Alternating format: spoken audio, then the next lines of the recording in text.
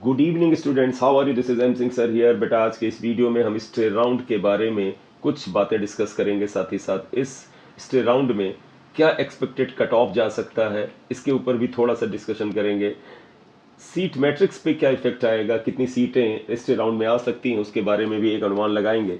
And में बात करेंगे कि एक टेंटेटिव या एक्सपेक्टेड कट ऑफ क्या जा सकता है, क्योंकि बहुत से स्टेट्स में जो है फाइनल राउंड का या मॉप अप राउंड का कट ऑफ काफ़ी ऊपर गया है और इससे उस स्टेट के बच्चों को काफ़ी नुकसान हुआ है। खासतौर पर वो बच्चे जिनकी रैंक बॉर्डर लाइन पे थी, उनका नुकसान हुआ है। तो इस बारे में इस वीडियो में बात करेंगे।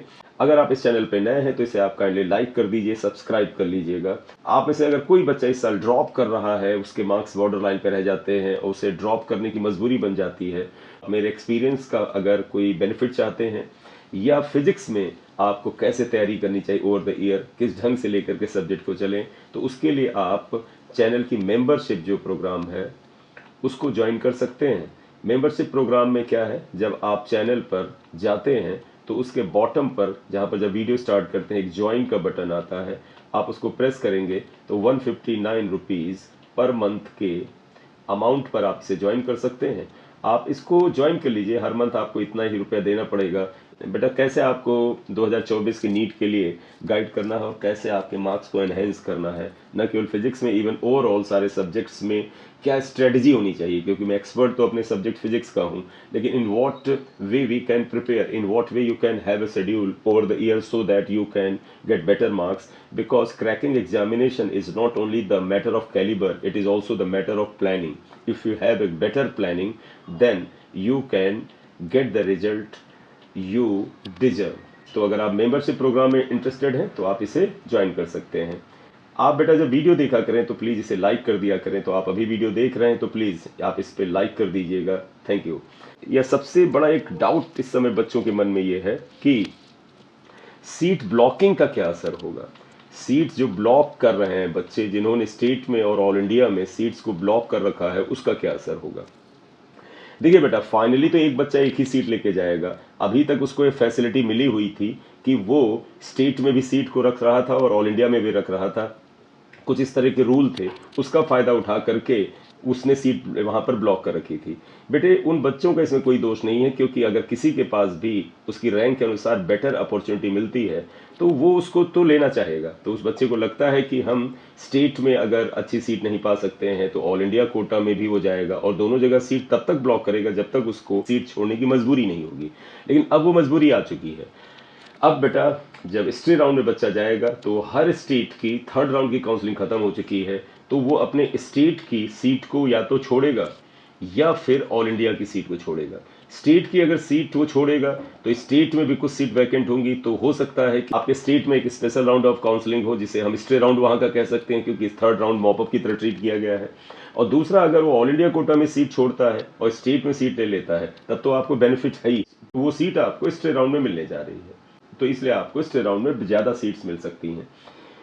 दूसरी बात यह है कि सीट ब्लॉकिंग कहाँ हुई है बेटा, वेयर, कहाँ पर ये सीट ब्लॉकिंग ज़्यादा हुई है। सीट ब्लॉकिंग ज़्यादातर बेटा उन जगहों पे हुई है जिन स्टेट्स में सेकेंड राउंड से ही कट ऑफ काफ़ी ऊपर जाने लगा है। जैसे यूपी में बहुत ही ज़बरदस्त कट ऑफ ऊपर गया, राजस्थान का भी कट ऑफ ऊपर गया, आप हरियाणा में भी पा सकते हैं कट ऑफ ऊपर गया, दिल्ली में भी कट ऑफ हालांकि ऊपर ही रहता है, यहाँ पर गया। कुछ और स्टेट्स हैं वहाँ पर भी कंपैरेटिवली ऊपर गया।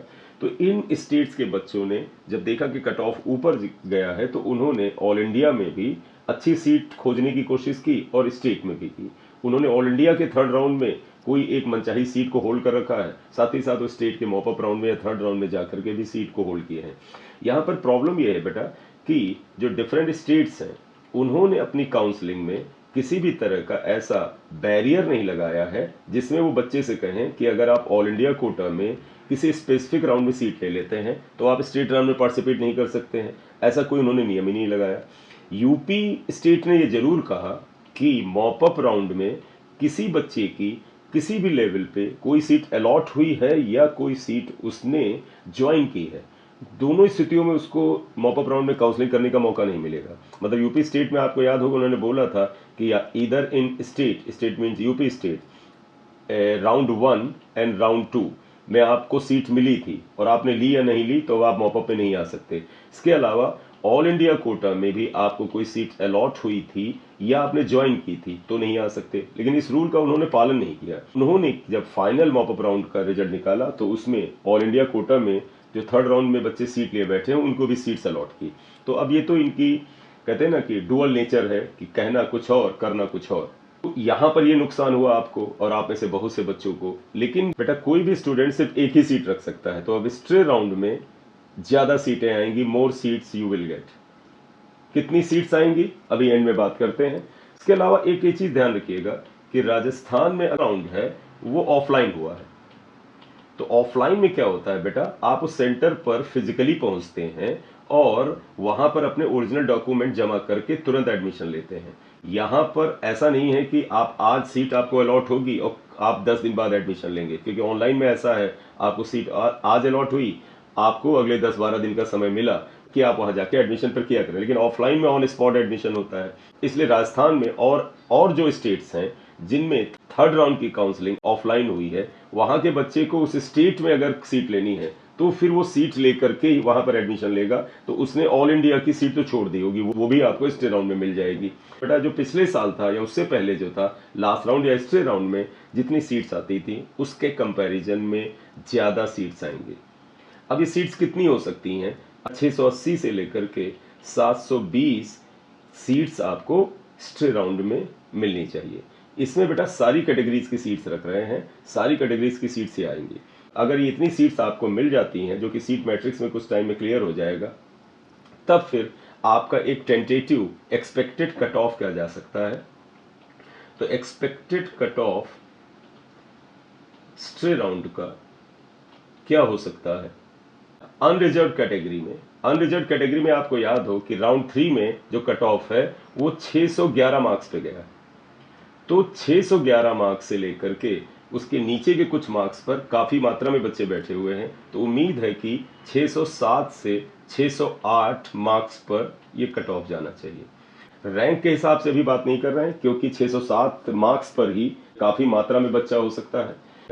ओबीसी का भी आप देखते हैं कि अनरिजर्व कैटेगरी के आसपास ही जाता है, और इवन कुछ सिनेरियो में तो और भी हाई कट ऑफ चला जाता है, सेमी आना चाहिए। ईडब्ल्यूएस जरूर 2 से 3 मार्क्स नीचे आता है, तो ईडब्ल्यूएस 604 से 606 मार्क्स तक आ सकता है। और एससी कैटेगरी का ये जो कट ऑफ है 465 से लेकर के 472 के बीच में ये कहीं पर कट ऑफ जाना चाहिए। एसटी का कट ऑफ जो है बेटा वो 437 से लेके 442 के बीच में हो सकता है।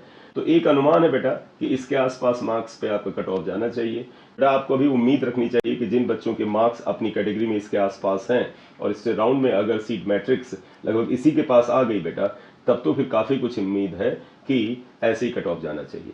अब एक इसमें जो बिहार स्टेट के बच्चों का है वो थोड़ा सा वहां पर एक इफ एंड बट वाला केस है। वो क्या कि बिहार में बेटा अभी सेकेंड राउंड की काउंसलिंग कंप्लीट हो रही है। तो अगर बिहार की थर्ड राउंड की काउंसलिंग स्टे राउंड से पहले नहीं हुई तो फिर बिहार के बच्चों का एक एडिशनल फायदा यहाँ पर दिखता है। मुझे ऐसी उम्मीद है, मैं किसी तरह का बेटा एक पैनिक नहीं क्रिएट करना चाहता हूँ कि दूसरों को लगे कि हमारे स्टेट को नुकसान हो रहा है। कारण ये है कि बिहार का जो बच्चा है वो स्टे राउंड में पार्टिसिपेट करेगा, और आपको पता है कि स्टे राउंड में अगर पार्टिसिपेशन के बाद आपको सीट मिल गई तो आपको एडमिशन तो लेना ही पड़ेगा, नहीं तो आप 2024 में इम्तहान नहीं दे पाएंगे। तो बिहार के स्टूडेंट ने बेटा स्टेट के सेकंड राउंड की काउंसलिंग के बाद सीधे स्टे राउंड में पार्टिसिपेट किया, क्योंकि थर्ड राउंड की काउंसलिंग उनकी डिले हो रही है। तो फिर अगर उसने स्टे राउंड में सीट को ले लिया तो आपको पता नियम के अनुसार उसे छोड़ तो सकता नहीं है।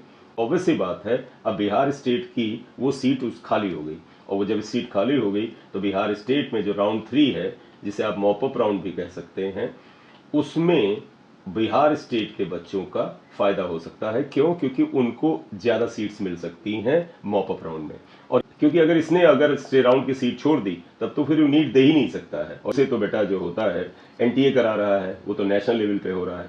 तो ओवरऑल ये सीन बन रहा है। इसमें ये उम्मीद है कि बेटा जो एमसीसी है शायद ये स्टे राउंड का बिहार के काउंसलिंग से आगे पीछे होना इस मैटर पे कुछ करेगी, जिससे कि किसी तरह का भी एडिशनल लाभ किसी भी बच्चे को नहीं मिलना चाहिए और किसी बच्चे का किसी तरह का नुकसान नहीं होना चाहिए। तो बेटा इस वीडियो में यही बात करनी थी आपके साथ। आप अगर आप इस चैनल पे नए हैं तो बेटा सब्सक्राइब कर दें। बेटे जब आप वीडियो देखा करें तो लाइक कर दिया करिए, I will be very thankful for that. And आप अपने दोस्तों में शेयर भी कर सकते हैं। Thank you very much for watching the video. This is M Singh sir, thank you.